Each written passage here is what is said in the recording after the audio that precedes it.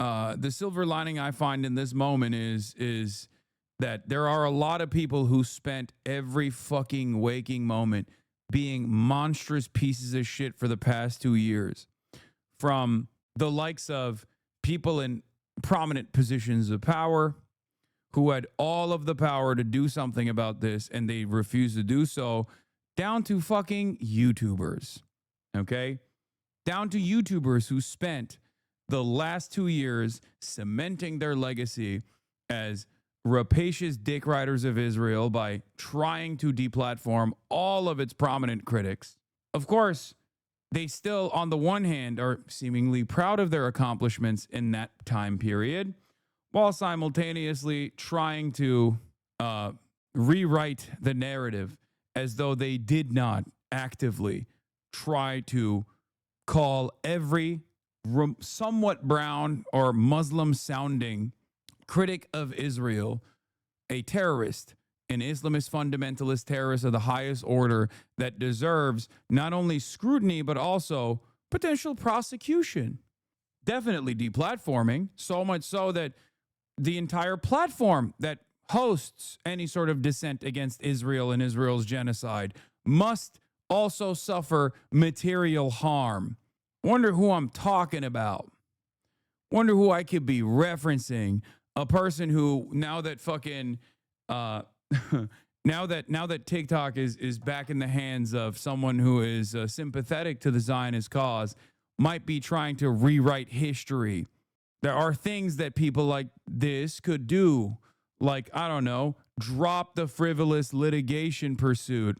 That could be a good start for people to let bygones be bygones. I don't know if it would rewrite the history. Just thinking out loud here. People who have made beeper jokes over and over again whenever, you know, Frogan was on screen, only to turn around and be like, beeper jokes? We would never make light of the Mossad terror attack on Lebanese people. We would never do that.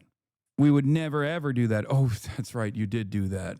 I wonder who they are.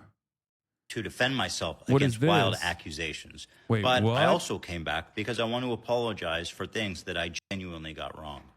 For example, we're planning to go to Israel in June with my parents, and I'm actually really excited to go there. I want to show you guys how beautiful, how multicultural, how like free it feels for people, or just, it's a beautiful place. It is. It's one of the most diverse places I've ever been.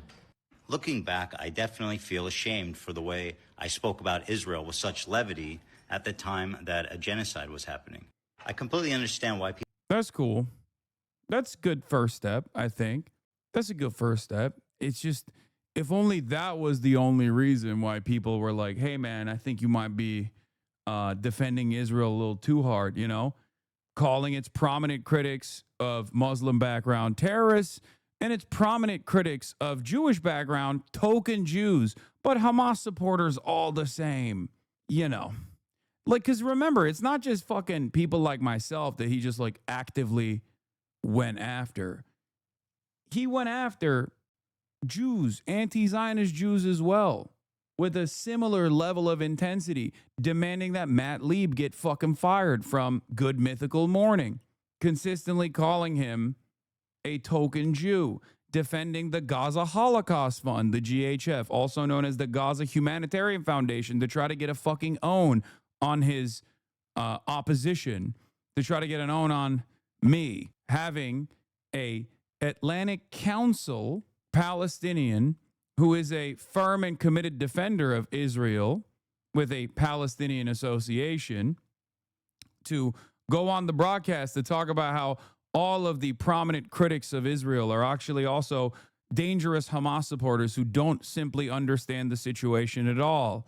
Even fundraising for the Atlantic Council, which is a right-wing American think tank. America is once again a belligerent in this genocide that Israel is conducting against the Palestinians.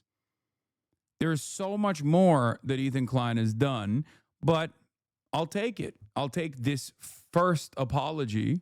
I think it's good.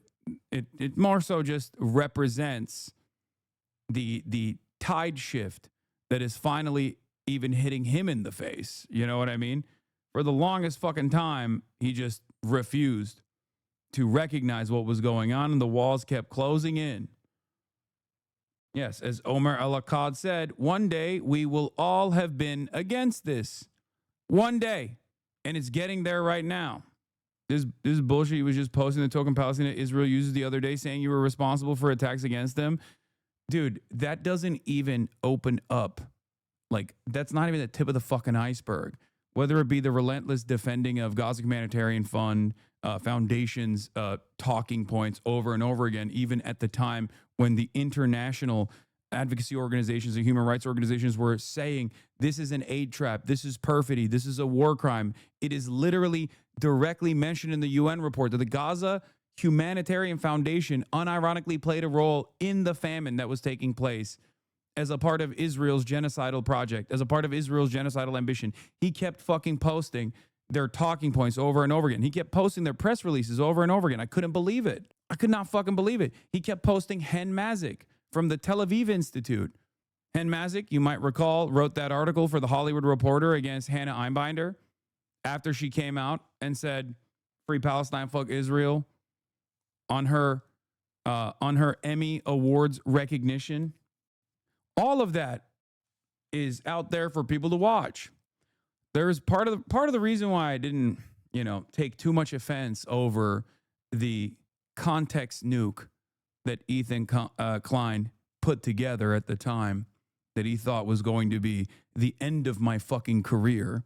How foolish, how stupid. It was because he's not a believer in anything, really. Well, I guess maybe the state of Israel and the Zionist project. But outside of that, he's not a believer in anything beyond, I guess, whatever suits his fancy, whatever hurts his narcissistic feelings. So narcissistic that he can make an ongoing genocide all about himself and his own personal fucking feelings. Having said that, the reason why I didn't give a shit too much is because time will pass. And I knew that eventually people would recognize right from wrong. More and more people would start recognizing exactly what was taking place. And when they did, I fear that they would look back at that compilation perhaps with very different eyes. Very, very different eyes. The context nuke that he shamefully copyrighted with the intent to sue every single one of his detractors that watched it. He would have sued you too had you not reacted to just a part for it for over 10 hours. Yeah. To this day, so much of the dumb fuck nonsense that I see online from people who think like, oh, I'm pro-Palestine too. I'm just pro-Palestine in not this direction, but some other fucking unforeseeable direction. No matter where I go, when I see these fucking comments like, Hasan, isn't that guy like, doesn't he glaze terrorists from some of the dumbest right-wingers of all time? And even some fucking dumb fuck liberals who don't know any better. It all stems back to the same deplatforming initiatives that ultimately failed, conducted by Sex Pestany, who ruined his own fucking career once again, and also his partner in crime, Ethan fucking Klein, who not only was aligning himself and utilizing Sex Pestany's own clips out of context compilations, something that even Barry Weiss has done for the Free Press, by the way, and now she will be in charge of CBS. Shouts out to the Ellison family for that wonderful new voice, an underrepresented voice in mainstream news. Not only did he use those clips out of context to drive home an incredibly racist narrative that a critic of Israel was actually a terrorist, a Muslim critic of Israel was actually a terrorist, over and over again, really leaning into those Islamophobic sentiments, weaponizing it like it was nothing, on the wrong fucking side of a goddamn genocide. But also, even went as far as to directly, materially align with Destiny's partner, his podcast co-host, Dan Saltman, a 60-year-old psychopath who also, just like Ethan Klein, tried to actively not only deplatform me and many other critics of Israel, but also went so far as to initiate a adpocalypse, to try to initiate an adpocalypse against an entire platform of content creators on Twitch. How insane. They went so far as to work with Israel's own attack dog, Richie Torres.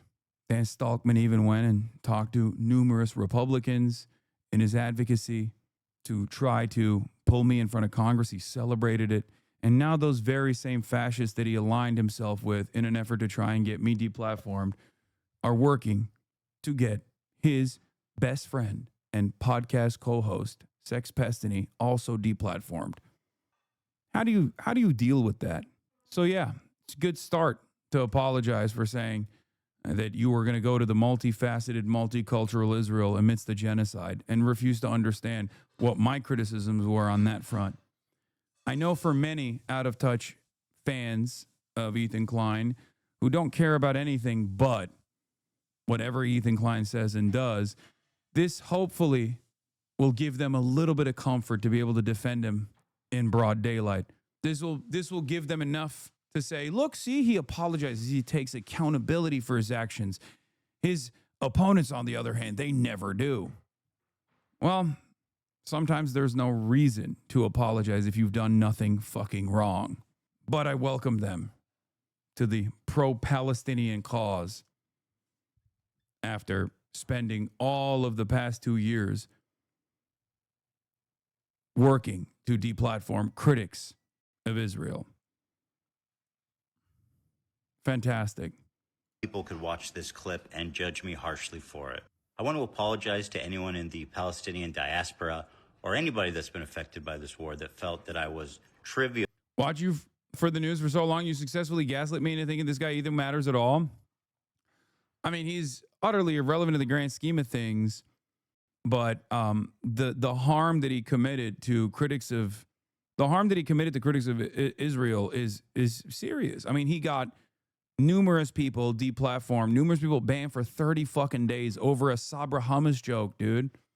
Also, he shouldn't be just apologizing. I don't know who the fuck he's apologizing to, the Palestinian diaspora. He should be apologizing, which he can't, to Palestinians as a whole. Realizing the suffering, the horror that you've gone through. And for that, I deeply am sorry, and I'm ashamed of this clip. I came back to TikTok. Wild accusations, except admitting that at least like one component of it was not so wild, I guess. I like how he's only doing this because the UN said it's a genocide. I don't think so.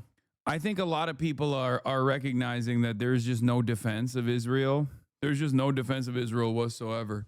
But that won't stop them from attacking Israel's critics. How much of this is just the acquisition of media entities by Israel-friendly corporations? Does it incentivize having a better image for future business? I'm a firm believer that no matter how much you try to manipulate the public by fucking purchasing CBS and shit, ultimately people are still going to be looking for the truth. Cat's out of the bag, toothpaste out of the tube, as I like to say. So all you'll be doing is cooking these media properties further when they just remove the last shred of credibility that they may have had. Can't wait for them to pivot back to criticizing your Ukraine takes again. Oh my God, I know. It's so crazy for me that it's just like all of this could have been avoided if he just listened to his fucking friend at the time when his podcast co-host had his best interest in mind and was trying to be like, listen, dude, here's why you're coming across like you're defending Israel. You need to dial it back. People have no capacity to understand what's in your heart and in your mind. They only have a capacity to hear what you're saying. And what you're saying seems a whole lot like you're defending Israel. He said he laid off you because of the whole Charlie Kirk thing. So there's that at least. Great. Remember when he also said that I falsely claimed that I was issuing a death threat against his wife and then got mad at Destiny because Destiny took that as an opportunity to literally issue an actual direct death threat against me. And then he openly stated, oh, you ruined it. We really had a win here, but you fucking had to open your mouth and ruin it. Now he can play the victim. That's what he said. I think that shows you a lot about the calculations at play here. Drop the lawsuits, Ethan. Drop the lawsuits. You know they're frivolous. You know it has nothing to do with copyright or anything like that. You'll win a lot more good favor if you were to do that. I know you think that the people that you're attacking are unfavorable by the new audience that you have cultivated, but it's a good gesture. Laid off you, complaining about your op-ed and reposting the same out of context clip about Kamala versus Trump 10 times. I know. that he did do that when I got the op-ed. I'm sure he's not actually going to lay off regardless. He just seems like a petty tyrant himself, just so thin-skinned, so narcissistic. He feels like when people have wronged him in his mind, he just never stops. It's clear to me.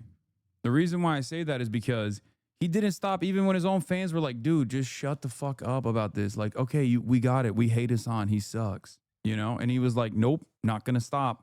He has to have enemies all the time. And I guess in the past, it seemed like he chose his enemies well. But it is clear that he will align himself with anyone and everyone. There is no matter how awful someone has been to him personally, no matter how anti-Semitic they've been throughout their entire career, he will welcome those people with open fucking arms.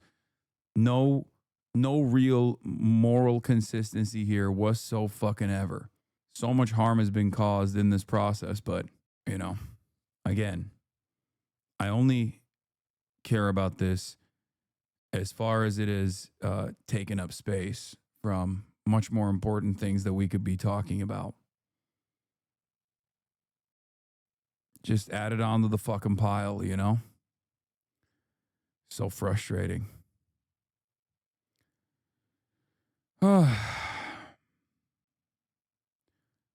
Anyway.